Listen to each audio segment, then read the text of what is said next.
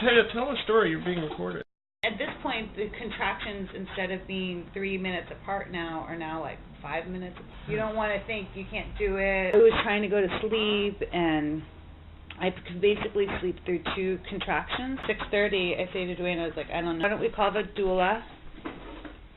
She'll come over and she'll help. During vocalizing to manage the contraction better, I took another bath, took another walk on the beach. She found 3 pebbles while we were walking, and we walked down to the ocean edge, and she's like, each of these pebbles represents a fear. The midwife's like, it's never going to get more painful than this. It wasn't really true. My water breaks. Like, all right, you're definitely having the baby today.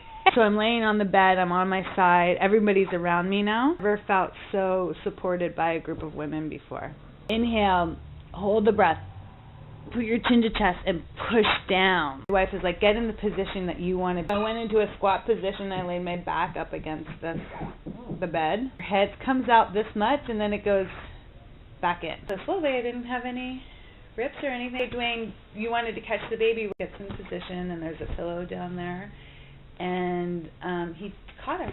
But after that, the pancreas has to, not pancreas, the placenta. They got a bowl, and the placenta came right out. So Dwayne was next to me. They were holding here.